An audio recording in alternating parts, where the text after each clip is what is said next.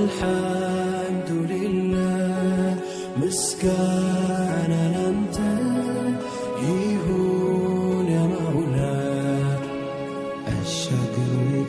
አሰላሙ አለይኩም ወራህመቱላሂ ወበረካቱ። ውድና የተከበራችሁ ተመልካቾች እንዴት ናችሁ? ደህና ናችሁ ወይ? እኔ አልሐምዱሊላህ ሁሉም ሰላም ነው። የዛሬ ደግሞ ለየት ያለ የከባብ አሰራር ነው ይዤላችሁ የመጣሁት። ይሄን ይመስላል ማለት ነው መጨረሻው እና ውዶቼ እስከ መጨረሻው ተከታተሉ ማለት ነው። እንደምታዩት ውስጡ በጣም ያምራል። ጣዕሙም በጣም የሚጥም ምግብ ነው ማለት ነው እና እንደምታዩት የሚያስፈልጉኝ ሽንኩርትና የሚያቃጥለው ቃሪያ ነው እና ነጭ ሽንኩርት ነው ማለት ነው ግብአቶቹ። ይሄንን ያው በደቃቁ በደንብ ፈጨዋለሁ ማለት ነው። በደቃቁ በደንብ ከተፈጨ በኋላ እዚህ ጋር የተፈጨ ስጋ ማለት ነው እየታጠበ አለኝ ማለት ነው። እዚህ ጋር የተፈጨ ስጋ ታጥቦ እንደዚህ ጭምቅ እያደረኩኝ እንዲወጣ እያደረኩት ነው ማለት ነው እና በደንብ ጭምቅ እናደርገዋለን። ግን መጀመሪያ በደንብ ታጥቧል ማለት ነው። ምክንያቱም ደሙ በጣም ያስጠላል ማለት ነው እና አንዳንድ ቦታ ዝም ብለው ያደርጉታል፣ ግን ጣዕም ይሰጠዋል ይላሉ። ግን ያን ያክል ለጤና በደንብ ሲታጠብ ነው ጥሩ። እዚህ ጋር ማለት ነው ሳልሳና ትንሽ ባህራት አድርጌ እዚህ ጋር ደግሞ የተፈጨ ዶሮ ነው፣ የተፈጨ የዶሮ ስጋ ነው ማለት ነው። የዶሮ ስጋ እና ቀይ ስጋውን ሁለቱም የታጥቦ በመስፋያ ወይም ደግሞ በማጥለያ የተጠለለ ነው ማለት ነው። በዚህ መልኩ ይሄ በቅዶኒስ ወይም ካስበራ ነው ማለት ነው። ካስበራ ማድረግ ይቻላል፣ ግን እኔ የጨመርኩት በቅዶኒስ ነው። እዚህ ጋር ነሻ የበቆሎ ዱቄት ማለት ነው።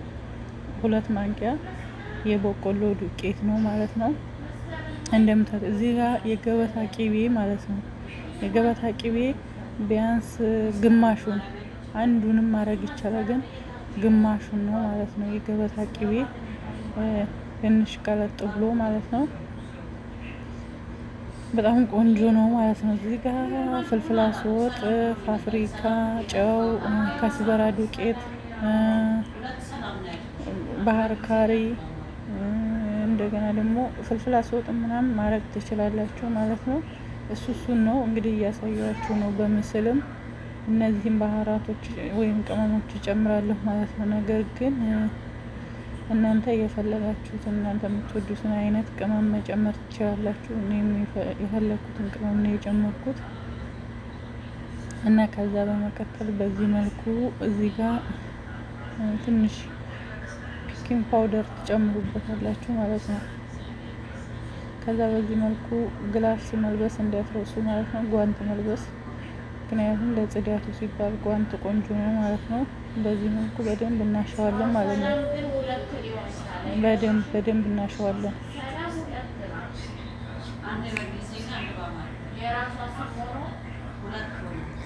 በደንብ እናሸዋለን።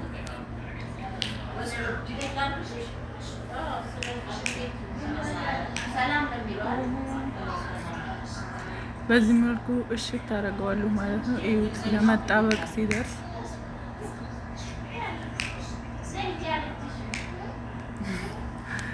በዚህ መልኩ በደንብ ለመጣበቅ ሲደርስ እዩት። በደንብ ካሸነው በኋላ ለመጣበቅ በጣም አሪፍ ነው ማለት ነው።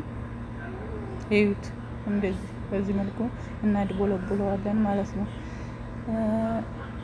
ስናድቦለብለው እንትን ካለ በቃ ቆንጆ ነው ማለት ነው። ምክንያቱም አይፈራርስብንም። በኋላ እንጨቶች አሉ ማዘጋጃቸው፣ እዩዋቸው። እነዚህ እንጨቶች በደንብ ይታጠባሉ ማለት ነው። በደንብ ካጠብናቸው በኋላ እያምለጨለጩ እንትን ይሉልናል ማለት ነው። በኋላ እንዲወጣ ያደርጉልናል ውሃ ውስጥ ሲነከሩ ማለት ነው። በዚህ መልኩ በውሃ ነከር አደርጋቸዋለሁ።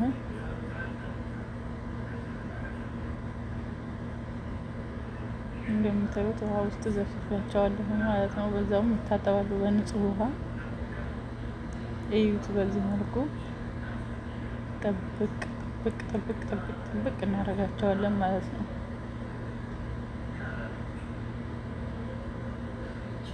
እና እንጨቶቹ አይቃጠሉም ማለት ነው። ጠንካራ እንጨቶች ናቸው፣ ለራሱ ተብሎ የተሰሩ ናቸው ማለት ነው። ባርቢኪው ይባላል። ያኔ የስጋ ባርቢኪው ማለት ነው። የዶሮ አለ፣ ዶሮ ሳይፈጭ የሚሰራ አለ። እሱንም በሌላ ቪዲዮ የምመጣበት ይሆናል። ይሄ ግን የስጋ የተፈጨ ስጋ ባርቢኪው ወይም ደግሞ ካበብ ይባላል። በድቡልቡሉም አድርጎ ጠብሶ ከመኮረኒ ጋር ከስጎ ሰርቶ በስጎ ውስጥ አድርጎ ከፓስታ ከመኮረኒ ጋር ይበላል ማለት ነው። በብዙ አይነት ዲዛይን ይሰራል ማለት ነው። በዚህ መልኩ እዚህ ጋር በደንብ ይደረደራል።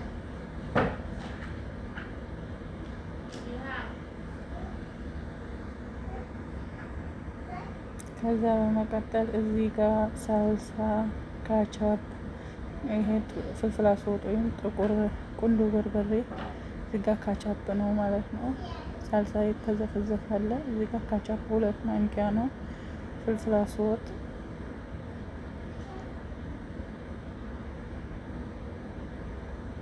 እንደምታዩት፣ እዚህ ጋር ሎሚ ነው፣ ሎሚ ማለት ነው። እዚህ ጋር ደግሞ ትንሽዬ ማር ነው።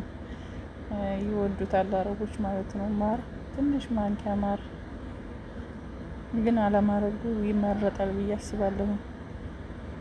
እነሱ ግን በጣም ጣፋጭ ነገር ስለሚወዱ ማር እንዲጨመር በጣም ይፈልጋሉ ማለት ነው። በዚህ መልኩ እንቀባዋለን ማለት ነው። ይኸውት ከላይ በደንብ አድርጎ ቀይ እንዲያደርግልን እንቀባዋለን ማለት ነው። በዚህ መልኩ በቡርሽ በደንብ እያዳረስን ከላይ ማለት ነው እንቀባዋለን።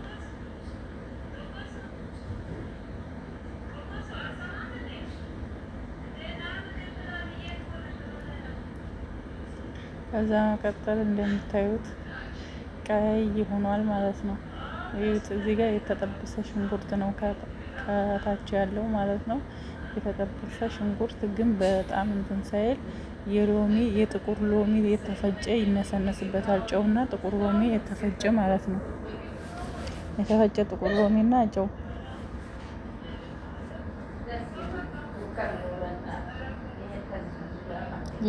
አሁን እንጨቱ ወጥቶ ነው፣ በነገራችን ላይ እንጨቱ ነው ወጥቷል ማለት ነው። በዚህ መልኩ በጣም ቆንጆ ነው። ውስጡ በጣም በስሎልናል። ፍሩኑን ግን ቀነስ ነው ማድረግ ያለብን፣ ምክንያቱም ውስጡ በደንብ ከላይ ብቻ ከለበለበው ውስጡ አይበስልም ማለት ነው። ለዛ ሲባል ፍሩኑን ቀነስ እናደርገዋለን ማለት ነው። በዚህ መልኩ ከእንጨቱ ውስጥ እያወጣችሁ በቆንጆ መልኩ መደርደር ማለት ነው። ይዩት እንደዚህ። አንዳንዴ አይን ይበላል ይባላል እና በቆንጆ መልኩ አድርገን መደርደር በጣም ያምራል። እንደገና ደግሞ መጀመሪያ በደንብ ስለታሸ ነሻው የበቆሎ ዱቄትም ስላለው የመሰበር አቅሙ በጣም ዝቅተኛ ነው ማለት ነው። አይሰበርም። ቪዲዮውን ከወደዳችሁለት አልሐምዱሊላህ ምስጋና ላንተ